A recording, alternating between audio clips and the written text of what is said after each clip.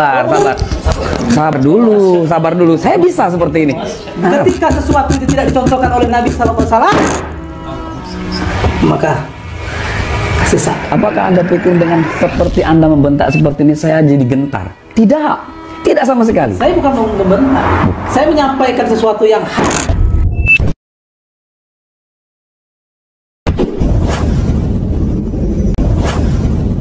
Bagaimana antum ini menjadi sosok seorang ustadz tapi tidak mampu mengendalikan hawa nafsunya? Ingat, Rasulullah berdakwah tidak pernah dengan yang namanya kekerasan. Bil hikmah. Ya memang benar Rasulullah dengan kekerasan.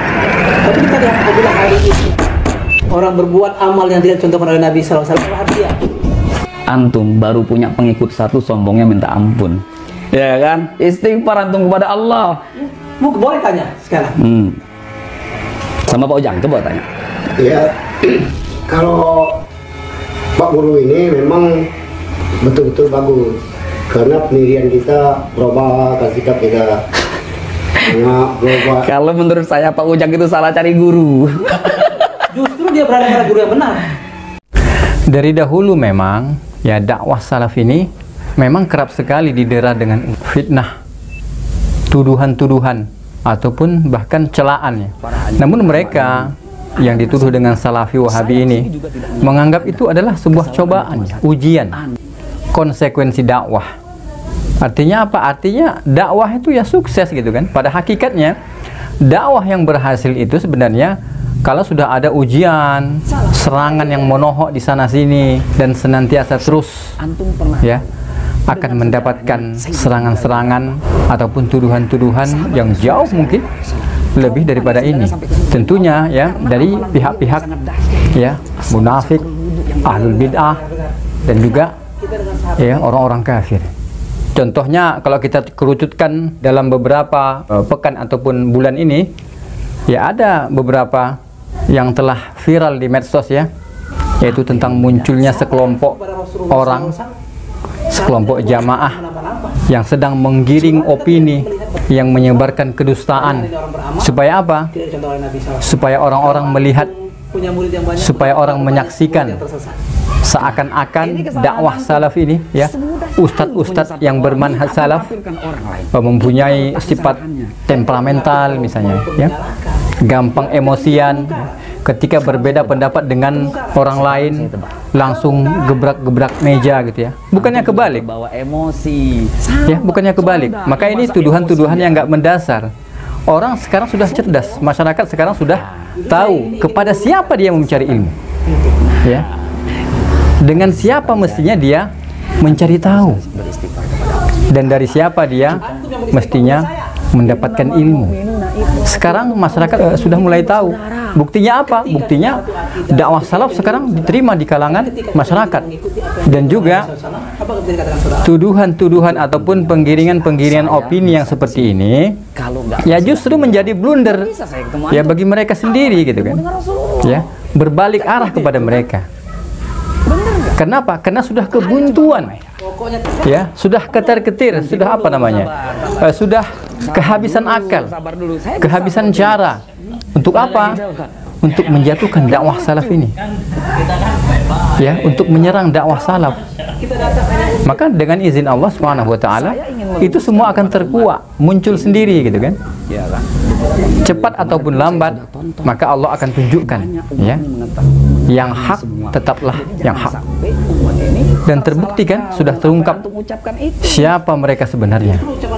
Ya. Yang membuat anekdot ya. Bak pemain sinetron gitu kan. Jadi mungkin mereka anggap itu sebagai bisa dijadikan hujah dalam apa? Dalam menggiring ya hal-hal tertentu untuk orang benci kepadanya. Tidak seperti itu caranya sebenarnya ya. Saya tidak akan lakukan itu. Tapi memang harus seperti itu ketika ya, ketika sesuatu yang mungkar, maka kita harus walaupun dia saudara kita se-Islam. Walaupun saudara se-Islam ketika dia mungkar. Sekarang saya tebak dulu. Anda ini orang Wahabi pasti. Anda udah boleh bohong. Sekarang apa? Ya kan? Anda pasti orang Wahabi. Bukan. Kenapa Anda bisa berkata demikian? Saya ini orang yang mengikuti salafus soleh. Itu sama saja, kawan. Kata-kata sama. Sama saja. Kata saya tidak.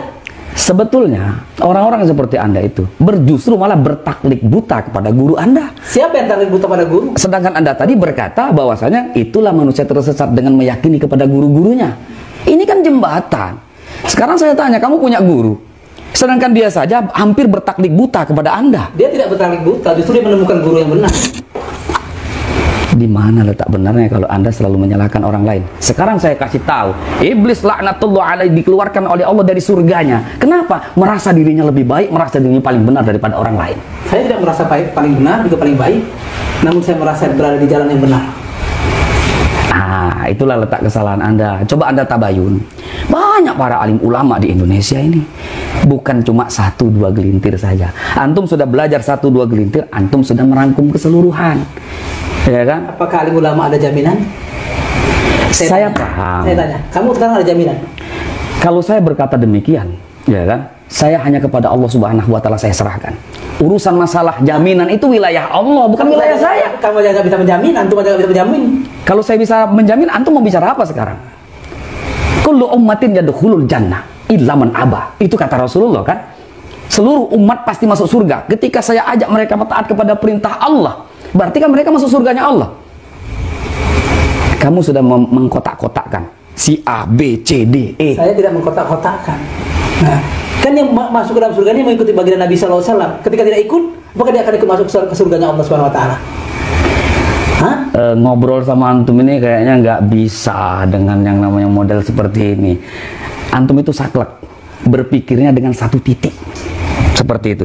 Jadi saya tidak berpikir satu titik. Pokoknya saya mengikuti manhaj salafus soleh, ini yang benar. Ya, itulah Wahabi. Ini harus kita ikuti. Ini jalan yang harus kita ikuti. Bertaklid buta itu namanya, saudaraku. Kalau saya menyarankan ini murid Ustaz ini.